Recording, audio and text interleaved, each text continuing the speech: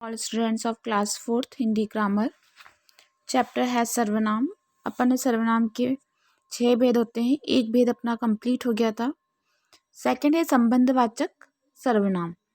जो सर्वनाम शब्द वाक्य के दूसरे सर्वनाम शब्दों के साथ संबंध प्रकट करते हैं उसे हम संबंधवाचक सर्वनाम कहते हैं। कौन सा सर्वनाम कहते हैं? संबंधवाचक सर्वनाम कहलाते हैं। जैसे जो करेगा सो भरेगा, अगर गलत काम करोगे तो डांट भी पड़ेगी।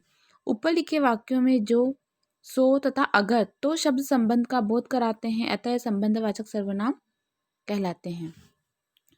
निश्चयवाचक सर्वनाम। जो सर्वनाम शब्द किसी निश्चित व्यक्ति, वस्तु या स्थान का बोध कराते हैं उन्हें निश्चयवाचक सर्वनाम कहते हैं।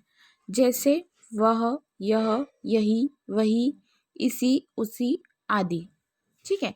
क, यह कोई नया काम नहीं है। उसी ने मेरी पुस्तक ली थी, तो ये कौन सा हो गया? निश्चयवाचक सर्वनाम। अनिश्चयवाचक सर्वनाम क्या होते हैं? जो सर्वनाम शब्द किसी निश्चित व्यक्ति, वस्तु या स्थान का बोध नहीं कराते उन्हें अनिश्चयवाचक सर्वनाम कहते हैं। जैसे कि कोई, कुछ, किसी, कोई, किन्हीं आदि। उसने कुछ खाया था, बाहर कोई खड़ा है, किसी ने आवाज दी, तो ये कौन सा हो गया? अनिश्चयवाचक सर्वनाम। आगे प्रश्नवाचक सर्वनाम। प्रश्न करने के लिए जिन सर्वनामों का प्रयोग किया जाता है उन्हें प्रश्नवाचक सर्वनाम कहते हैं।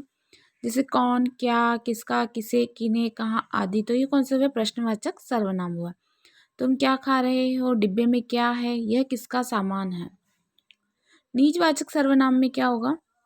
जिन सर्वनाम शब्दों का प्रयोग अपनेपन का बोध कराने हेतु स्वयं के लिए किया जाता है उन्हें निजवाचक सर्वनाम कहलाते हैं। जैसे स्वयं, खुद, अपने आप ही आदि।